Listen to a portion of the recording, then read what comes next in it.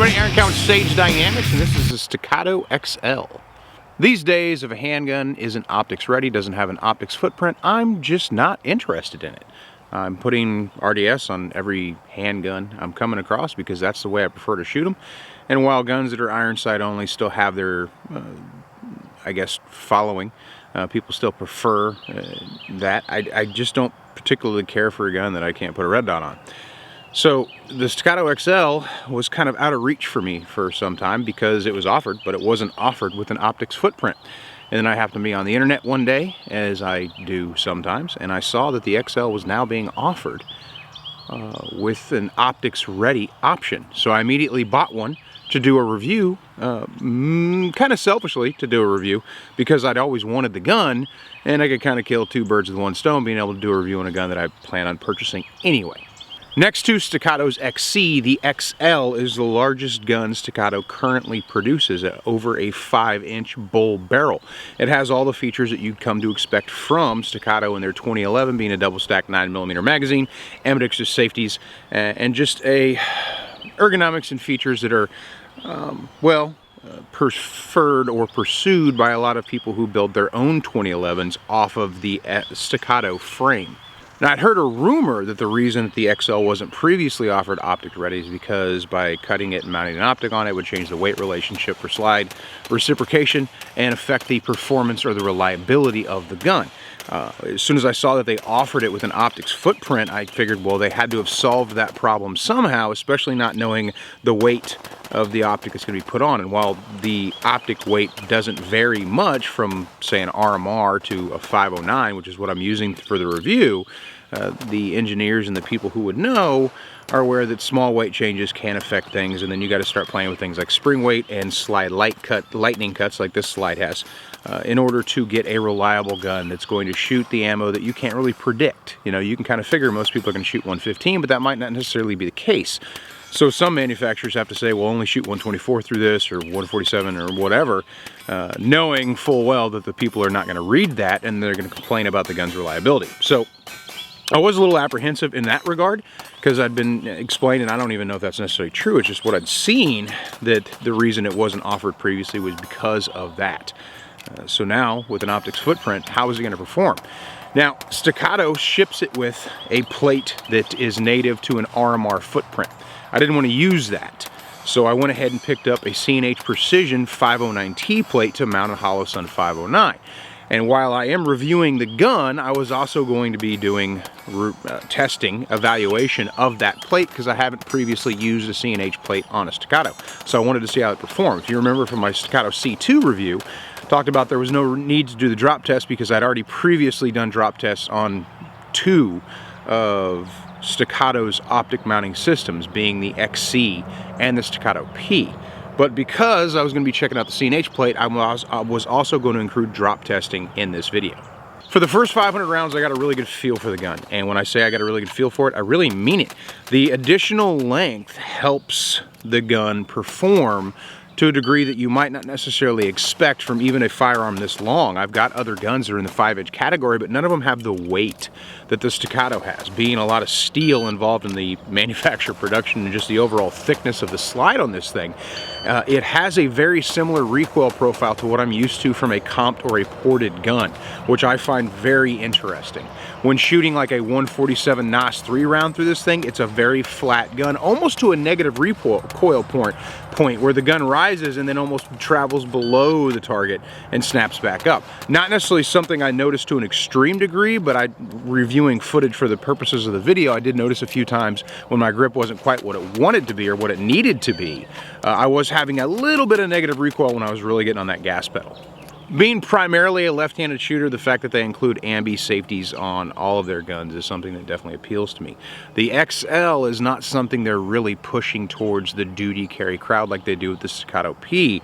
The trigger is kind of in keeping with that. This is more of a gun focused on hobby shooters, range shooters, or competition shooters.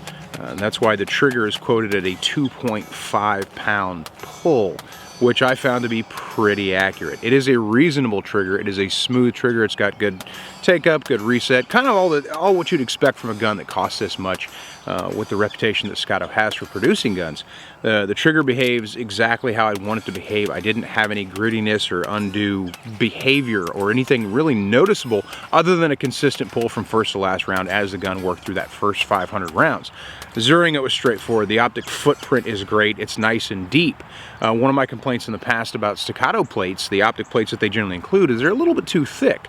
The C&H plate, not really that problem. Even though this video isn't out specifically about the C&H Precision plate, I do have to comment on the fact that it is thin enough that I get a really low footprint on the optic mounting, which makes everything better. Other features, the flared magwell, generally not something I prefer on a carry gun, because these days I carry primarily concealed, and that adds to the printing capability. And also, in the event, a very unlikely event, the possible event I have a malfunction, it's a lot easier, or a lot harder I should say, to strip a OEM floor plate magazine out of a flared magwell than it is like a +3 or a +5 or whatever. But this gun is more geared for open carry, be it competition carry, or if you wanted to carry this duty, you certainly could. And you could conceal it. However, the people who would conceal a over 5-inch 2011 is probably a strict minority. Magazine release button is exactly what I would expect from a Staccato. I'm getting that very pronounced cylinder that I've come to know and love. Being a left-handed shooter, there's different ways that left-handed people end up manipulating right-handed guns. And even though some guns are ambi, no gun is truly ambi for a left-handed shooter. And while this probably doesn't appeal to those of you who are right-handed, if you ever have to use the gun with your left hand, it's something to think about. Can I easily manipulate the controls with my index finger if I have to? Because if you only have one hand, you're kind of limited in the things that you can do. And while you can manipulate the slide off of other objects, or off the optic off of other objects to work the slide, hitting that magazine release is still something that has to be done. And then while this may be a small detail, and you're probably like, why does he keep talking about this? This is kind of an important thing. It's got enough extension off of the frame to give me easy purchase with the index finger, which is kind of my default way to hit a magazine release. But it's not so extended that it's going to unduly contact with your holster or carry gear to hit the magazine release. So the first 500 rounds went great, first to last round. One thing I did notice occasionally on some of my magazines. Now for the review, I'm using STI or Staccato mags. 17 rounders, 20 rounders, but I'm also using the Atlas magazines, which are relatively new. They come in 17 or 20 rounds as well, and provide a little bit of a different, I guess, behavior. They're much harder to load, much harder to break in because of the spring stiffness that they went to. Using both magazines through that first 500 rounds, I notice occasionally the slide doesn't want to lock back on an empty mag. Being that I have so many magazines, and most of them are relatively new, I didn't attribute it to a magazine-related issue. And anytime it would happen, I did identify that magazine, check that magazine in another 2011, and I wouldn't have that issue. I identified it pretty easily in that first 500 rounds in the fact that, one, there's just enough spring tension to get that slide to reciprocate correctly. And two, if I'm making any physical contact up against that slide, I have the chance, just like on a lot of guns, of slowing down that slide speed and causing the gun to not lock back on the last round. It didn't cause any malfunctions, except for, which by definition is a malfunction, it not locking back on the last round, which is a little annoying, but it was kind of inconsistent. And the more I kind of got used to knowing what was most likely causing it, being my specific grip positioning, I was a little bit more aware of it, and I was able to kind of help it not happen as much. So after that first 500 rounds, we get to the burn down, which is 500 rounds as quickly as possible to see if I can identify any problems on the gun that I wouldn't notice with the same 500 rounds over a much longer period of time. So 4 minutes versus a week or 2 weeks or what have you. Is that accelerated rate of fire, increased heat, increased wear on the gun going to cause any issues that I wouldn't otherwise see the same amount of rounds? Here's your burn down.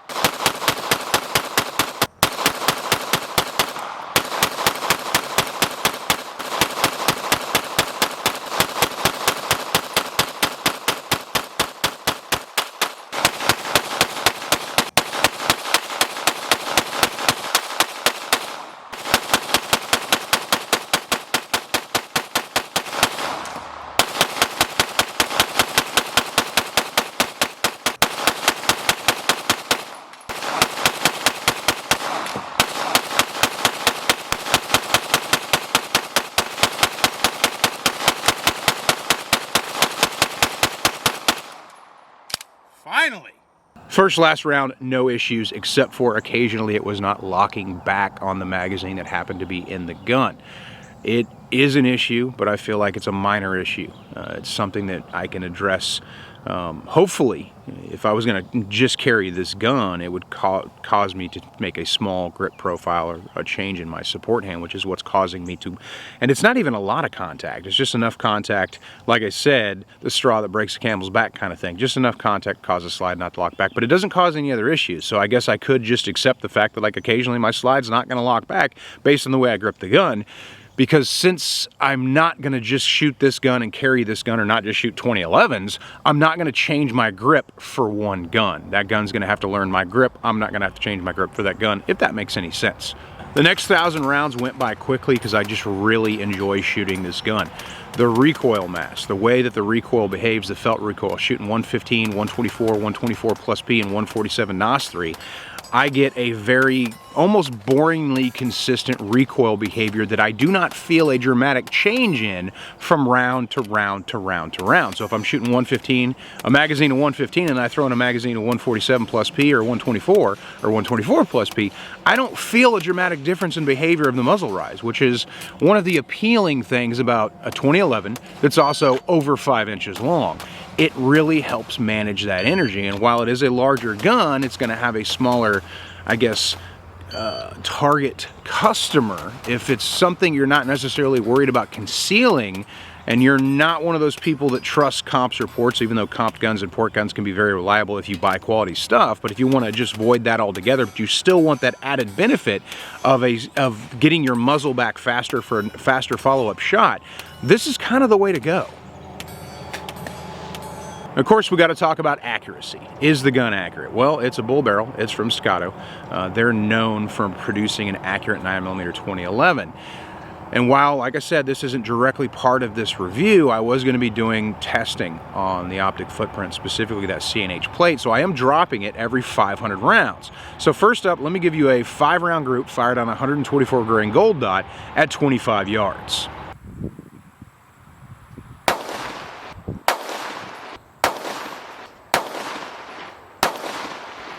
Then I did my drop tests every 500 rounds for the 2,000 round review process, which is my standard round count that I do my videos at. So here's your drops.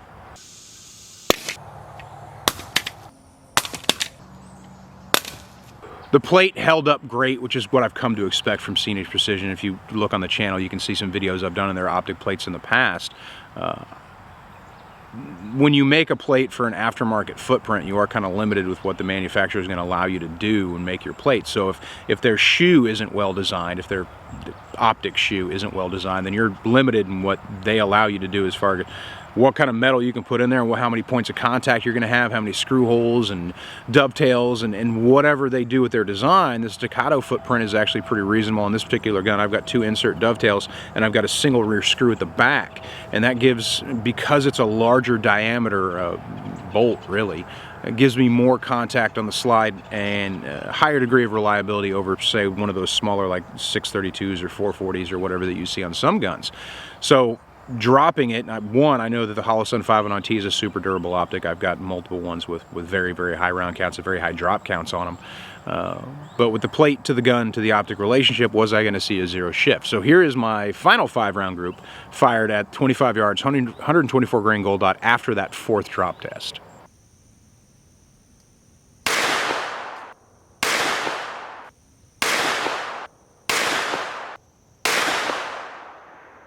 So not only am I pleased with the optic, I'm very pleased with the plate, and I'm very pleased with the gun, giving me a total package of a very, well, fun to shoot, full size, like super full size, super, I mean, it's in the name, XL sized 2011. Is this gun for you? I guess that depends on what you're looking for. If you're already kind of in the neighborhood of those larger frame guns or larger slide guns like Glock 34, Glock 35, 509 Edge, like any of those 4.5, I mean really 5+ inch guns, and you want a 2011, or maybe you just want this 2011 and you're curious about how it performed, I think it's an awesome gun. The only issue I had throughout the 2,000 round review process, like I said, was this slide not regularly locking back. And it only happened every now and then. And usually when I was more focused on what I was doing with the gun than I was about my very specific support hand placement. You do have to change your grip relationship slightly when shooting a 2011. There's the thumb positioning and priority of placement that goes into the grip of this gun, and it does cause, with some shooters, them to flag their support hand thumb in a place that they wouldn't normally put it, which is what's happening to me. If this was any other gun that didn't have a manual safety, my thumb relationship to frame relationship would be different. And why you're like, why are you talking about all this? Well, it's important to know, especially if you're not a 2011 shooter, or you haven't really come up on 1911s like some of us did. There's a different way to grip the gun. And the gun kind of forces you to do it, and to try to grip this gun with a traditional like striker fire grip, or like I said, gun without a manual safety, you're not maximizing the surface area contact on the frame and slide to give you the best performance out of the gun. So all of that to say, this gun's forcing me to hold it slightly different, and I'm not going to change my grip that I use for all guns as far as pressure relationship and priority of hand placement in order to keep the slide from not locking back occasionally. I feel like that's a very small issue in the grand scheme of things, and it's not really mechanically related. It's just attention to pressure and the fact that the gun is cycling where it is. I might throw a heavier spring in it and see if that can smooth things out, but I wanted to keep as OEM as possible for the purposes of the review.